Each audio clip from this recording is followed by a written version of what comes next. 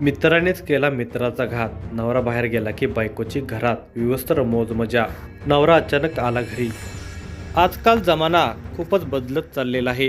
कामुकता व हिंसाचाराने माणसाची मने पार दूषित होऊन गेलेली आहेत. नात्या गोत्याचा जिथे विसर पडू लागला तिथे दोस्ती तर दूरची गोष्ट आहे. दोस्त म्हणून एखाद्याच्या घरात गेल्यानंतर त्याचा घात करून त्या घरातील महिलांना अनैतिक संबंधात ओढण्याचे कारस्थान रचणारे अनेक जण आहेत. सोलापूर जिल्ह्यातील एका गावामध्ये मित्रानेच मित्राच्या बायकोशी शरीर संबंध प्रस्थापित केले आहे. हे प्रकरण समजल्यानंतर त्याने आपल्या पत्नीला आणि मित्राला समजावून सांगण्याचा प्रयत्न केला. आपल्या संसाराकडे बघून त्याने काही दिवस सामोपचाराने घेत त्या दोघांना सुधारण्याची संधी दिली. पण एकदा शरीर संबंधाची चटक लागलेल्यांना हे संबंध तोडणे जमले नाही. अखेरीस त्याचा संयम संपला आणि त्याने घात करणाऱ्या मित्रावर कुऱ्हाडीने घाव घातले.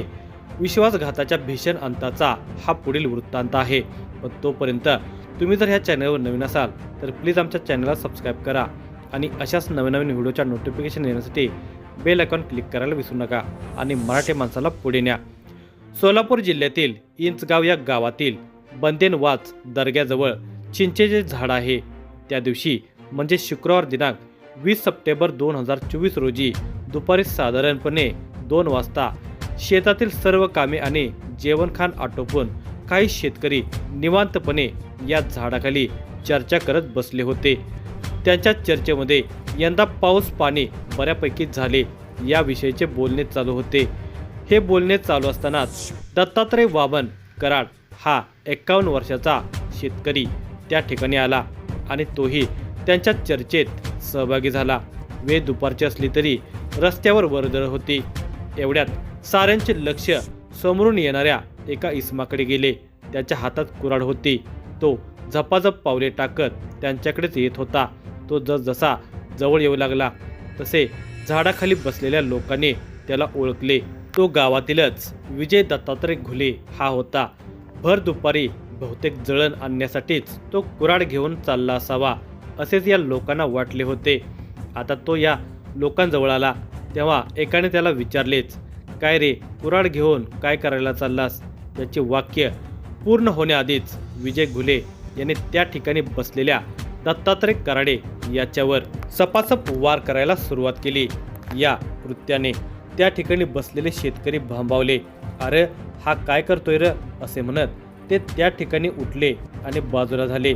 त्यांच्यापैकी कोणालाही विजयला अडवायचे धाडस झाले नाही, कारण त्याच्या हातात कुऱ्हाड होती आणि तो ती कुऱ्हाड सपासप मारत होता. त्याच्या डोक्यात राग होता. त्याचा तो अवतार बघून कोण पुढे जाईल, सर्वांनी पळून जाणेच पसंत केले. आता ते दूर आडोशाला उभे राहूनच भयानक दृश्य पाहू लागले होते. थोड्याच वेळात प्रतिकार करणारा दत्तात्रय निश्चित खाली पडला. त्याच्या शरीरातून रक्त वाहू लागले होते. तो शांत झाल्याचे पाहून विजय हा रक्ताळलेली कुऱ्हाड घेऊन तेथून निघून गेला. त्यानंतर आडोशाला उभे राहिलेले शेतकरी पुढे येऊ लागले. अरे रे रे रे, चांगलंच मारलं की ह्याला, अरे का पण, अशी एकमेकांशी चर्चा करू लागले. तेव्हा एकाने त्यांना गप्प बसवत दत्तात्रय कराडे याच्या घरी फोन लावला.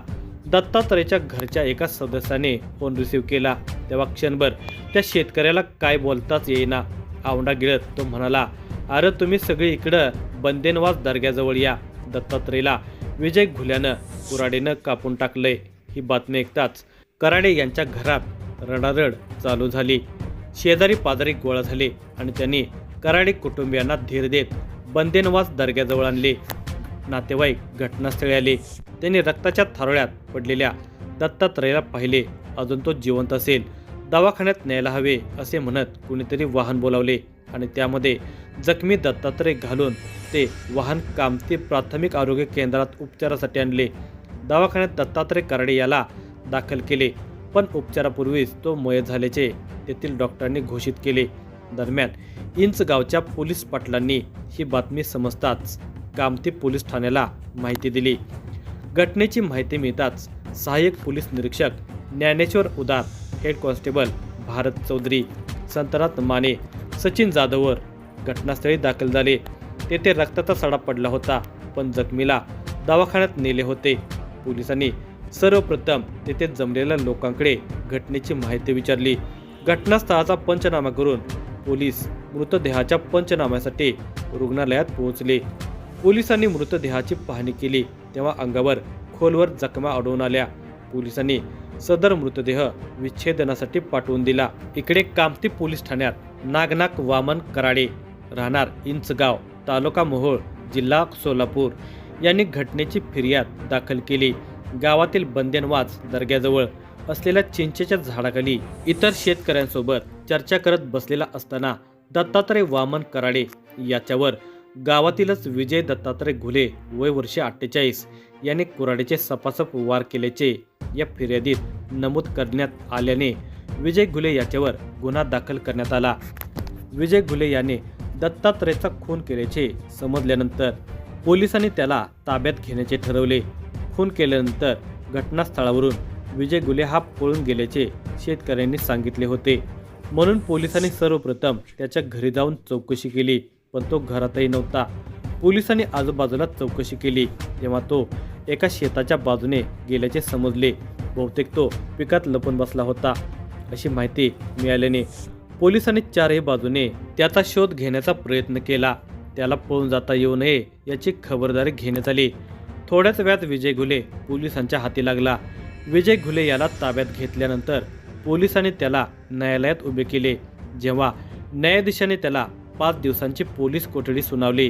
पोलीस कोठडीत विजय घुलेकडे चौकशी केली तेव्हा त्याने या खुनामागचे कारण सांगितले. विजय घुले आणि दत्तात्रय कराडे हे एकाच गावातील राहणारे. दोघांचीही ओळख होती. शेतीच्या कामानिमित्त दत्तात्रय हा विजयच्या घरात येत असे. त्यामुळे विजयच्या बायकोबरोबरही दत्तात्रयची ओळख झाली होती. आता दत्तात्रय हा निमित्त काढून विजयच्या घरी येत होता. आल्या आल्याच विजयच्या बायकोला हाक मारत जरा पाणी द्या, चहा द्या अशी मागणी करायचा.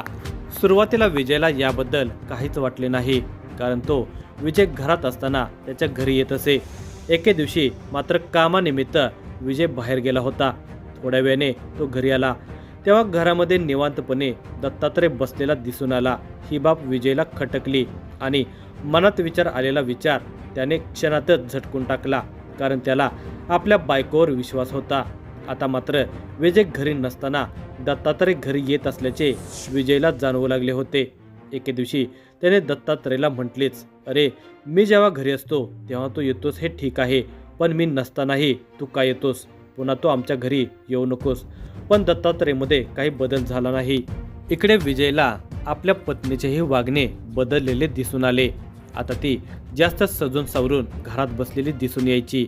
दत्तात्रय आला की मुद्दामच समोर यायची. विजयाने दत्तात्रयच्या गप्पा बाहेर चालू असताना तिची त्या खोलीत उगाचच ये जा सुरू असायची. ही बाब विजयला खटकू लागली होती, पण यामुळे घरात वाद व्हायला नको म्हणून विजयने दुर्लक्ष केले होते. आपल्याबद्दल विजयच्या मनात शंका येते. ही बाब दत्तात्रयच्या लक्षात आल्यानंतर दत्तात्रयने देखील विजयच्या बायकोला आपण घराबाहेर भेटू असे सांगितले होते. त्यामुळे अलीकडे विजयची बायकोही काहीतरी कारण सांगून घराबाहेर पडू लागली आणि खूप वेळाने घरात येऊ लागली. आत्तापर्यंत घराबाहेर न पडणारी बायको सारखी बाहेर का जाते याविषयी विजयला शंका येऊ लागली. यातच कुणीतरी विजयला तुझी बायको आणि दत्तात्रय भेटत असतात असे सांगितले. ही माहिती मिळाल्यानंतर मात्र विजयच्या रागाचा पारा चढला आणि त्याने याबद्दल बायकोला खडसावून विचारले. तेव्हा विजयच्या बायकोने त्याच्याबरोबर भांडणच काढले. त्यानंतर मात्र या कारणावरून विजयाने त्याच्या बायकोमध्ये वारंवार भांडणे होऊ लागली. इतकेच नव्हे तर ती विजयकडे दुर्लक्षही करू लागली होती. या साऱ्या प्रकारामुळे विजयचा पारा चढत होता. त्या दोघांना त्याने समजावूनही पाहिले, पण ते दोघे ऐकत नव्हते. शेवटी हे प्रकरण दत्तात्रयला मारल्याशिवाय संपुष्टात येणार नाही हे लक्षात आल्यावर विजय घुले याने टोकाचा निर्णय घेतला. शुक्रवार दिनांक 20 सप्टेंबर 2024 रोजी ही संधी चालून आली. विजय घुले याला दत्तात्रय हा आता बंदेनवास दर्ग्याजवळ असलेल्या चिंचेच्या झाडाखाली गप्पा मारत बसल्याचे समजले आणि त्याने घरातील कुऱ्हाड उचलली आणि तो झपाझप पावले टाकत त्या ठिकाणी आला. भर दुपारी गावातील लोकांबरोबर बोलत बसलेल्या दत्तात्रय कराडे याच्यावर कुऱ्हाडीचे घाव घालून त्याने त्याचा खून केला आणि हे प्रेम प्रकरण संपवून टाकले. या प्रकरणाचा पुढील तपास जिल्हा पोलीस प्रमुख अतुल कुलकर्णी, अप्पर पोलीस अधीक्षक प्रीतम यावलकर उपविभागीय पोलीस अधिकारी संकेत देवळेकर यांच्या मार्गदर्शनाखाली सहाय्यक पोलीस निरीक्षक ज्ञानदेव उदार, हेड कॉन्स्टेबल भारत चौधरी, संतनाथ माने, सचिन जाधवर यांनी केला।